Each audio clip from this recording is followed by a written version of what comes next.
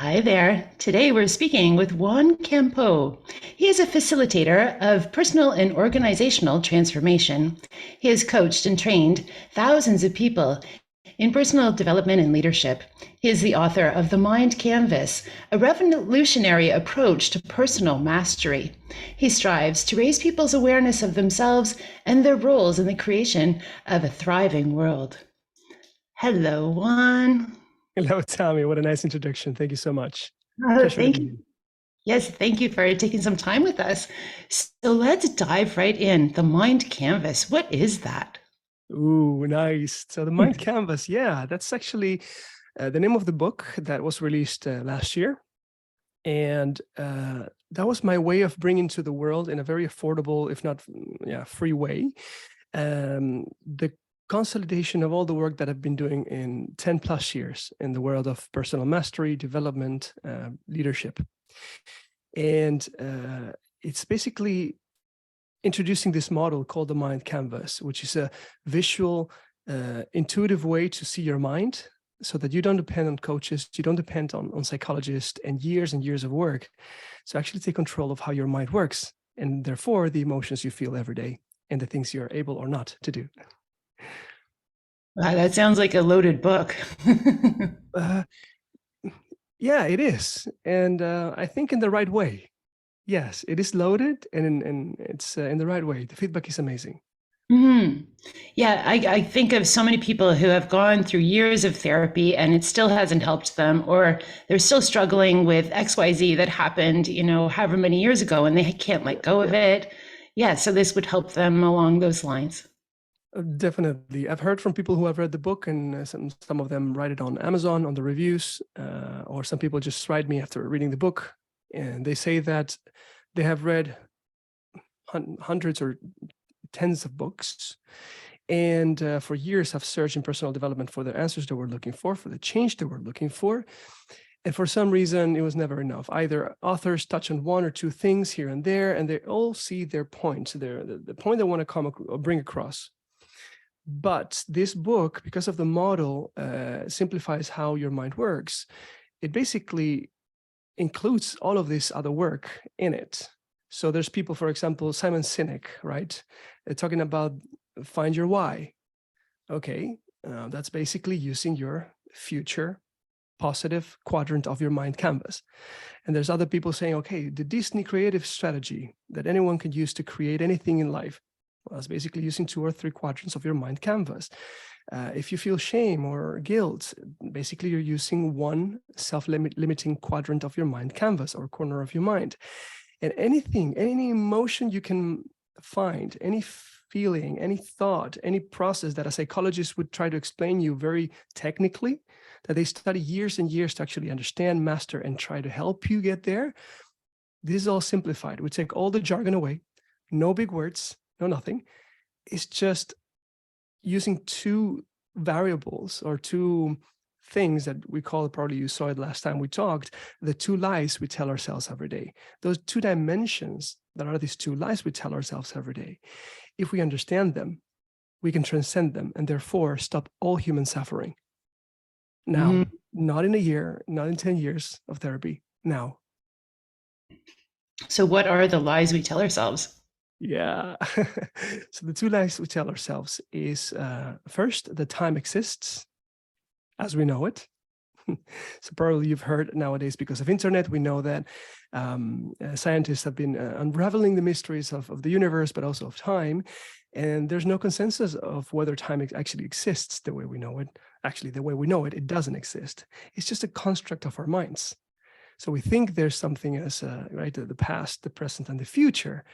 But that's just our mind, how it makes sense of the things it perceives, so that we can actually make sense of the universe we live in and the world we live in. But buying into that lie, there's a sequence of things and that we cannot tap into the past and not tap into the future and have an influence on time space is what limits us greatly. So if you realize that everything you consider your past, you carry it with you here and now all of the time, which in yoga we learn a lot, right? You're a yoga teacher as well. You carry those memories with you here and all the time. So those things are creating your emotions here and now, always. But also the things you see, the past. The past is nothing but what you choose or are able to imagine that could happen, which is limited to your own power of imagination and the combination of all our powers of imagination. If you want to tap into other emotions like inspiration, motivation, hope, well, it requires you to tap into, that future side of your mind and basically call upon any emotional state right here, right now that you want.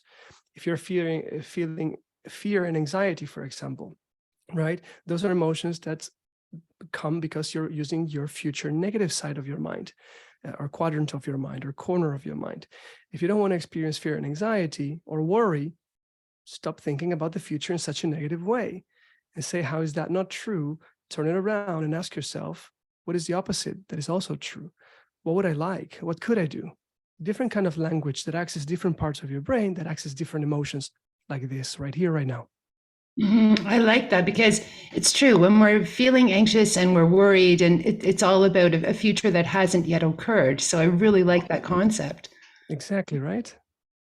It's like Yeah. having a magic wand that can say, okay, let's just change that right now. And that's it. It really sounds like it couldn't be that easy, but it is. I guess one of the things that other coaches tell me, that I have this ability to, I study a lot, of course, I read hundreds and hundreds of books, but I can synthesize the 20% that makes the 80% of the impact or result. And that's why it took me a couple of years to kind of reverse engineer all these results I was getting in coaching sessions with people, these transformational results, into, okay, what is the difference that makes a difference? And I came up with this. So we're all visual learners in some way, at least in some way, if not most of us. And so in one image, which is the mind canvas, that the listeners will be able to download or to see later in the links that we're going to be providing after the show, then you see that it is a visual, simple way to see your mind. And once you get that, forget all the jargon. It is simple. Your emotions are the results of your thoughts. Well, first of all, your life is the results of your actions, or the lack thereof. Want to change your life? Change your actions, right? Simple. So far, most people understand that. Still, they don't do it, but they get it, right? If you want to change your action stance, how do you change that? Well, you do the things you do because you feel motivation, confidence enough to actually go do the things you do that create your life that you have right now. But you don't do the things that would take you to another parallel universe, another reality, because you're scared, or because you don't have enough motivation or confidence to actually do it. So those emotional states is what capacitate us or causes us to do the things that change our reality. And that's where people start not knowing how it actually works.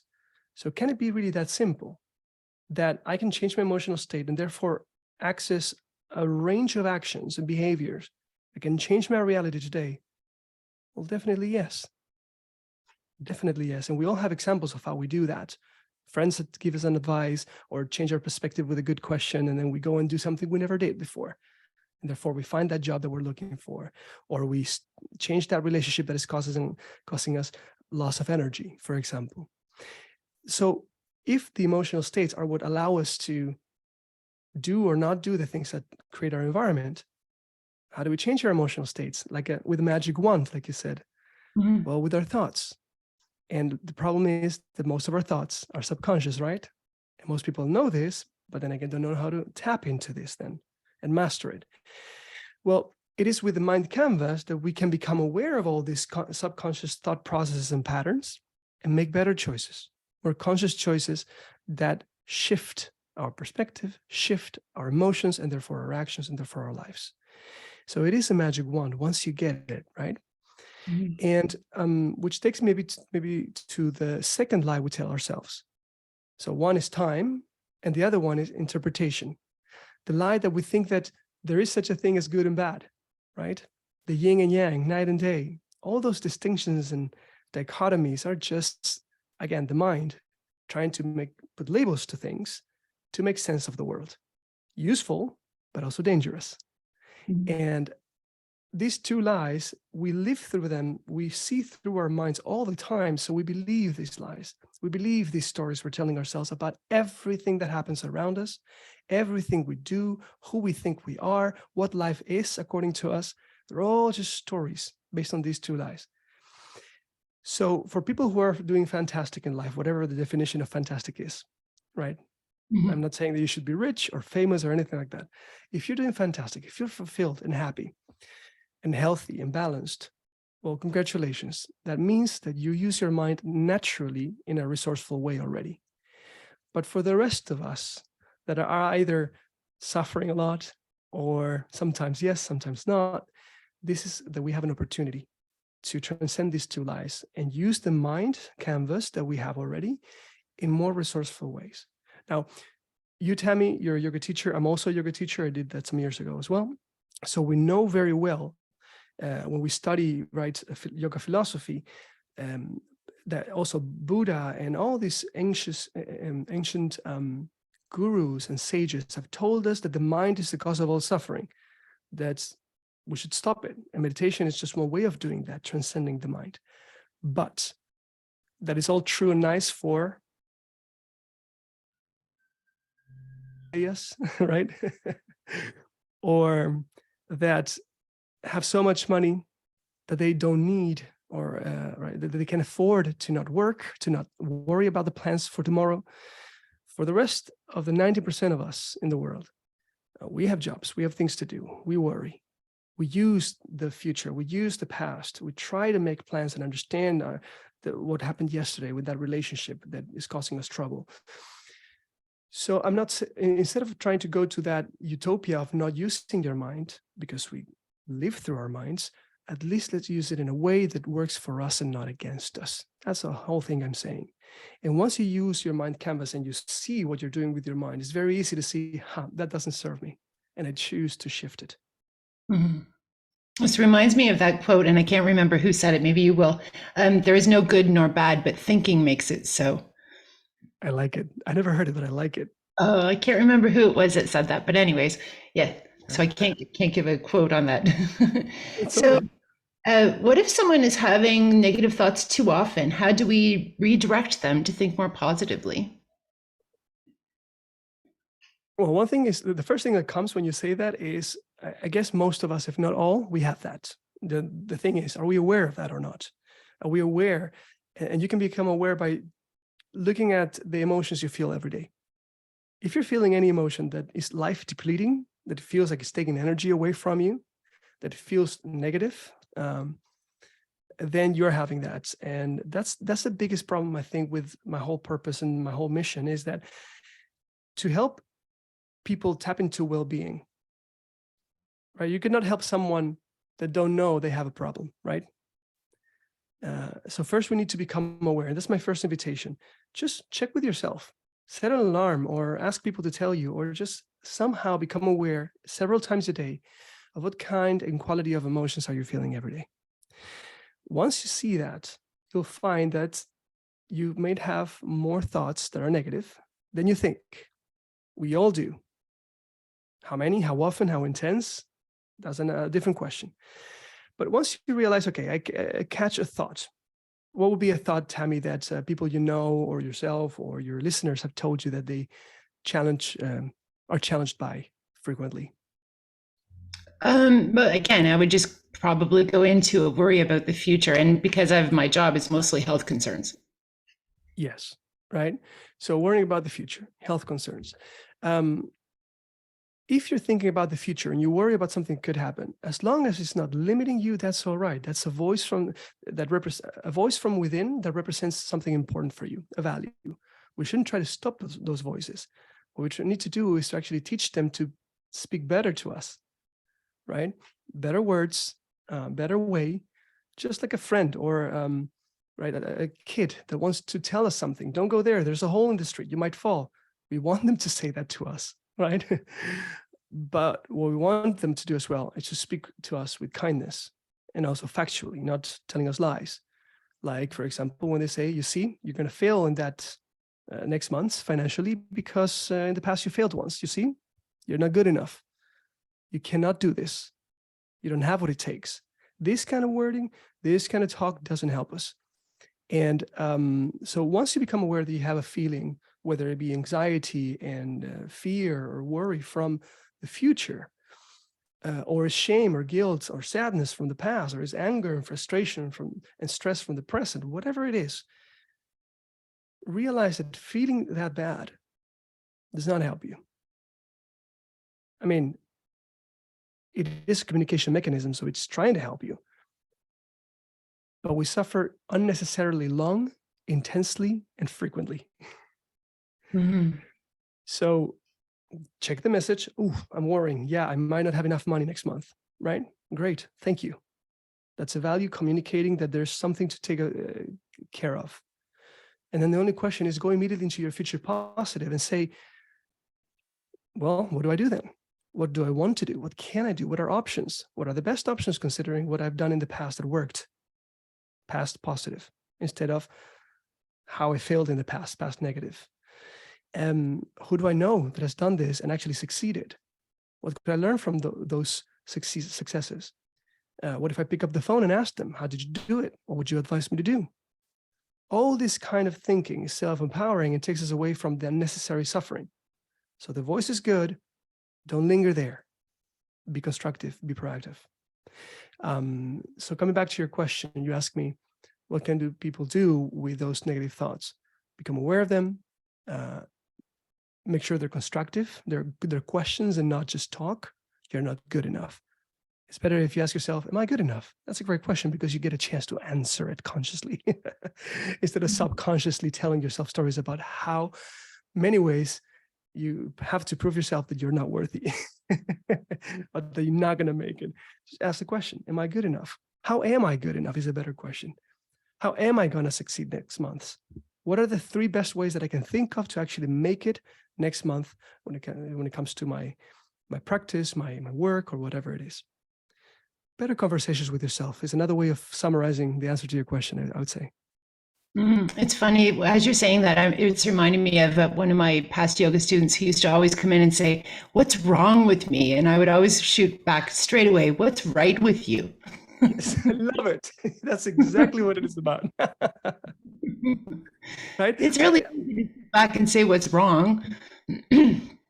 Because in neurolinguistic programming, we say that when people say those things, there is a presupposition. The presupposition, the assumption that it is something wrong with you. You're just now trying to figure out what it is exactly. But the premise is wrong from the beginning. And what you're trying to do with your beautiful question, Tammy, is to redirect their attention from the present negative, there's something wrong with me, to the present positive. Both are lies, because a truth is something that doesn't depend on context, is that it's always true, like a law. So it is true that there's many ways in which something is great with you. There's many things great with you all the time, always, for everyone. Just as it is true, there are some things that are wrong, because wrong is also a word that we can buy into, but I don't believe it. There's no wrong. There's some things you might want to improve. There's some things you might want to work on. Some things that might be limiting you. That's a fact, and it's not self-limiting. And you get a chance to do something about it. But it's also true that you always have things that are great about you that you do not want to improve because they're giving you exactly what you deserve, need, and want. So with the question you're asking, you're basically avoiding their negative pattern and helping them, guiding them towards the opposite. The beautiful part of that is that you are helping them enormously to not fall into the pitfall. The way that it would be even much more powerful, I think, in my experience, is to not just avoid and deflect the original tendency they have to go there, because they're going to continue to do it. Their mind is wired to do it. So they're never going to learn to stop it, to transform that pattern. So instead of avoiding and redirecting, look, make it conscious, realize how it's not serving you, realize all the ways that it's actually limiting you when you think that way. Make a conscious choice to start thinking in another way from now on, and then choose this question you offer, for example. That would look something like this. If I would be the person doing this process, which, by the way, is called the ARISE process in my book, based on the Mind Canvas model, it's 5 steps to shift this whole thing. The first one is become aware that you're feeling bad. When you come to Tam and you say, what's wrong with me, right? Become aware that you feel bad about something. That's your cue. It's easy realize that you're not thriving. Yeah. Once you realize you're not thriving, that your life energy is being depleted, then go to step 2 from the arise process, which is the R, that stands for take responsibility for the mental processes that are creating that emotion.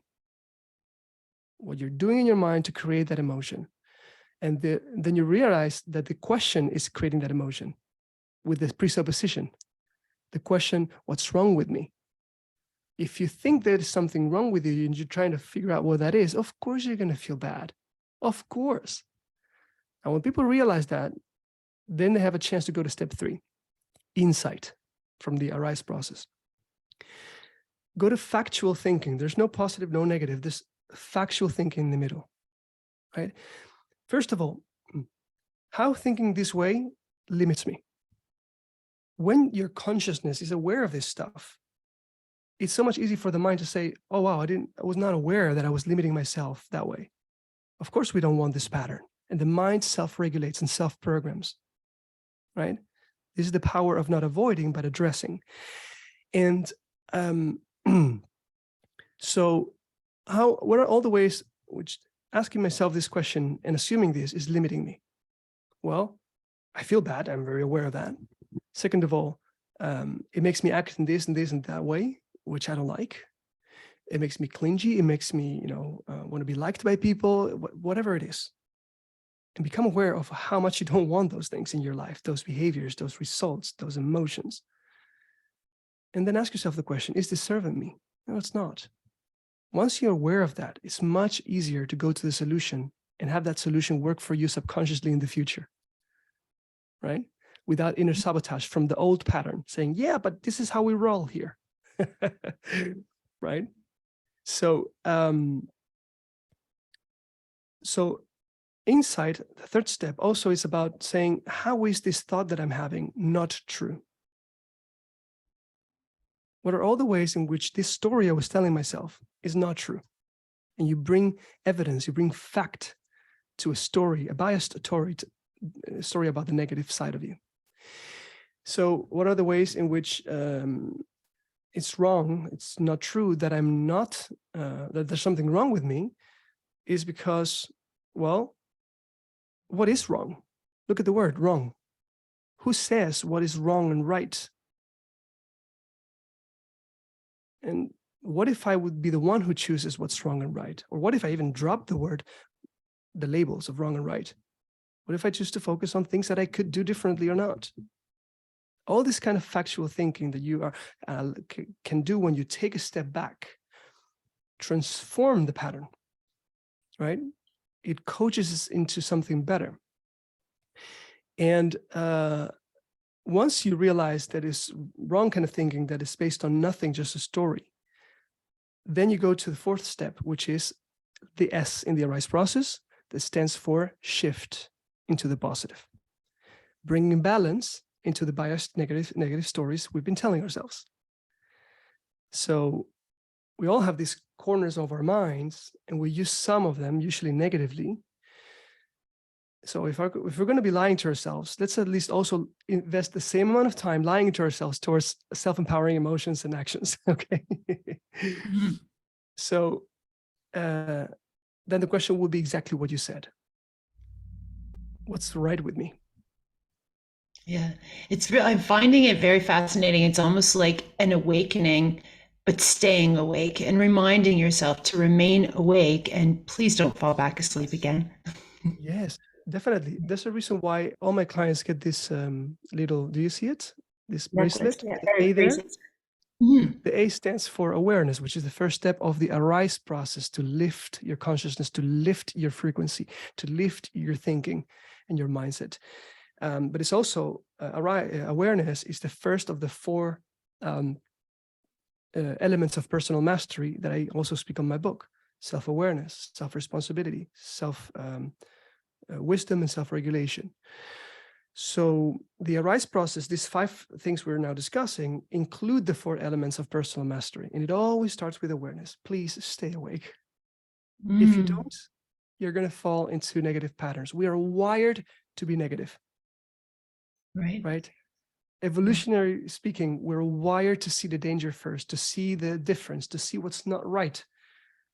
But we live in a world where we have no real risks. There's no lions chasing us, right? We're warm in your house, in my house, nice and cozy, right? Protected from the elements, protected from thieves and stuff. There's really little danger and reasons to be scared of, but our minds are wired that way. So we are always looking for the difference from what's not right. So it is that intention to stay aware what allows us to then transmute anything that is not serving us, therefore stepping into well-being, sustainable well-being, and a good life. And just to finish the 5 steps, right? We have the, what do you do when you have, so let's say the person came to you and they said, okay, Tammy, good question. What's right with me, right? Have the person always answer the question before they leave, because they say, yeah, good question. Yeah, I got it. No. Tell me 10 things right now, right? Make a list immediately. If they don't do it, they're never going to change. Of what's right with me. Well, I love people, and people love me. I actually help a lot of people at work. I'm quite smart. I give food to my dog every day.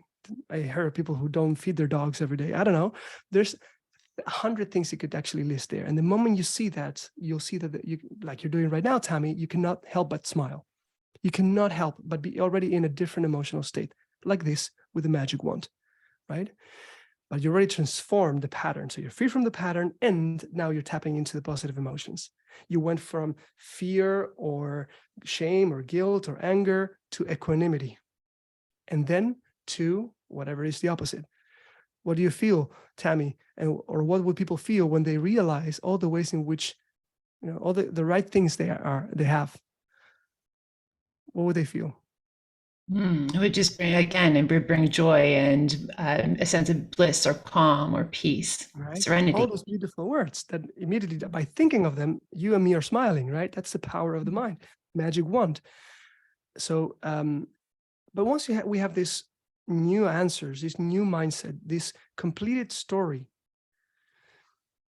the last step, which most people forget to do, is the E of the arise process, which is embody or externalize or experiment, whatever you want to call it, the E, but I call it embody because it's actually take it from here to real action now, right? And say, what is the first I can do right now to prove myself right, to prove this new self, this new transformed mindset right? Right? What would I do now with this new mindset? What do I want to do? What can I do? Well, I'm going to call this person and tell them this. I'm going to prepare for that thing I was worrying about in the future. I'm going to make a plan of all the clients I can call to actually reactivate them. I can, call 3 other yoga studios to see if they can use me as a trainer. I don't know. But it's without the action, and it's all very nice. You've programmed your mind or reprogrammed it, but it's the action which consolidates the whole process, that embodies it, making it sustainable, long-term, and unconscious for you. So you went from unconscious suffering to conscious thriving in your mind, but it's the action which gives you the unconscious thriving and empowerment, which makes it mastery, which makes it the being, not just thinking or doing. Mm-hmm. Yeah, and I think that's an element that people usually miss, is the action step. Absolutely. Oh, yes. How does one end each day as a more empowered person? Yeah, you probably read that from the book, right? Yeah. Yeah. So how to end each day a more empowered person? It's actually quite easy. If you know the arise process, it is basically before you go to sleep every night, if you look back at the day, right? Like many meditations out there guide you to do. However, what I propose is to do it with the transformational process of arising. Then you really take the most out of your learning. So you look back at the day before you go to sleep. You can do this in meditation. You can do this as a process, which, by the way, in the resources, we're going to talk about at the end of this conversation, people get access to videos about this, free videos, free courses, free assessments of how their mind works, free chapters of my book, but also in the course, there's worksheets and guided audios to do this, what I'm going to tell right now. So you look back and you kind of take a journey through your day, both the positive and the negative. So first you start with the positive, because we need to counteract the negative tendencies to go into, oh yeah, all the ways in which today something was wrong with me, right? So you look at first of the positive and said, what am I proud of today? What made me happy today? What was fantastic about my day?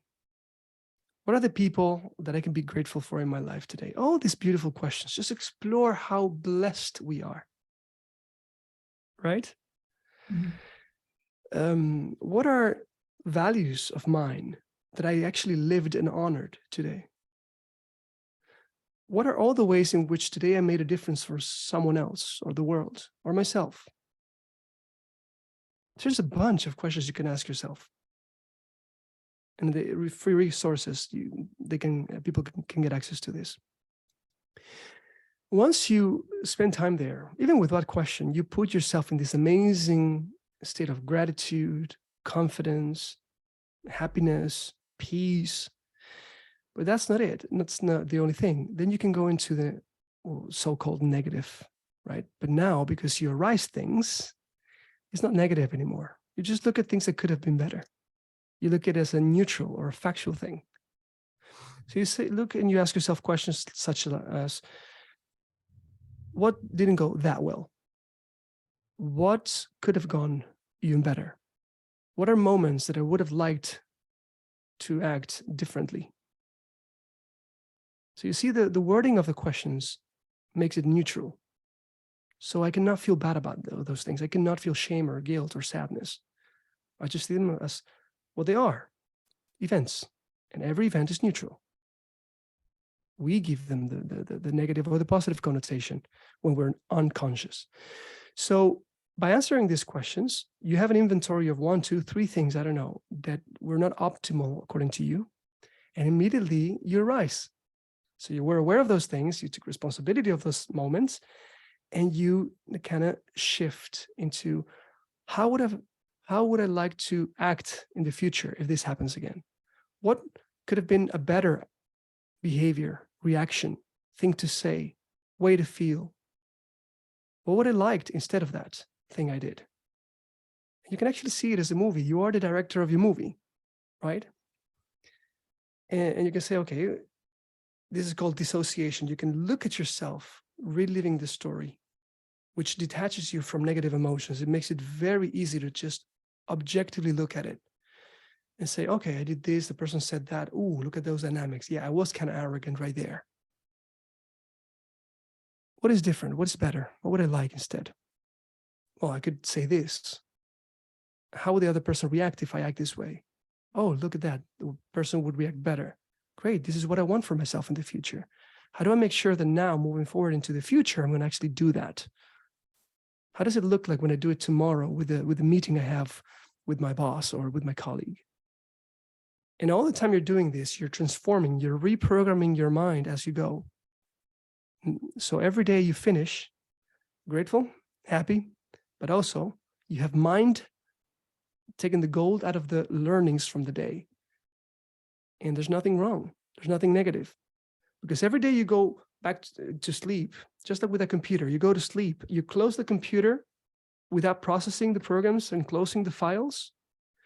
Those events that have negative interpretations that you were just as you went through the day, you say, oh, something wrong with me. Oh, that person is awful. All those negative labels for everything that went subconsciously, they're being recorded into your long-term memory. And then every day you keep being the same person, judgmental to yourself and others, creating separation, creating distinction, not being cooperative and loving and connecting, which is all the qualities of a true human being. But when you do this process, which I call the harvesting ritual. You harvest the day with the arise process. Then your today becomes a yesterday that is pure, that is loving, that is great. How do you think you're going to feel next day when you think about yesterday? Mm. Yeah, it definitely shifts and changes things for sure. Absolutely. Yeah. So you mentioned a few things here where people can get some free resources, and overall, just where should we send people if they want more information about the Mind Canvas or even to follow you, Juan? Fantastic. Thank you. One thing is to follow me on social media. My name is Juan Campoo. You're going to see it probably somewhere in the description of this show. And so normally I'm most active on LinkedIn, but I also have the Facebook account, the Instagram account. And every once in a while, I do a podcast myself. I record a podcast myself. There's some already in Anchor and Spotify. But one of the links you're going to find in the description of this show is my Linktree link, which has all my social media, all my stuff, all my free resources. Everything is there. What you can also do is, if you're interested, is actually download for free the first chapters of my Amazon bestselling book, The Mind Canvas. So basically, you can already get an idea of what is personal mastery, or you can go deeper on these things we've been talking about today. And you also get access to the free mind resourcefulness assessment that gives you a report in a minute or less about how your mind is working and all the different ways which you're limiting yourself or empowering yourself, and what you can do with explainer videos and everything. At the end of that report from the free assessment, which I recommend everyone to take, there is a free course, a link to a free course. And that free course takes you through videos, workbooks, editable workbooks you can actually download or print, work on, exercises, processes like the one we talked, the arise, the harvesting ritual, but also the planting ritual or sowing ritual to do every morning. So if you do both rituals, and then in the meantime, during the day, you arise, that's what I teach my clients on my transformational journeys. That makes it so quick to change and not have to wait for years. So that's some ways to do it. I look forward to being in touch. I love connecting with people to see what their insights were about those talks, about the book, about whatever it is. Get in touch. Absolutely. And your main website, just in case people don't click onto the link tree, what would that be? juancampoo.com. What they need to know is that it's JUANCAMPOO.com.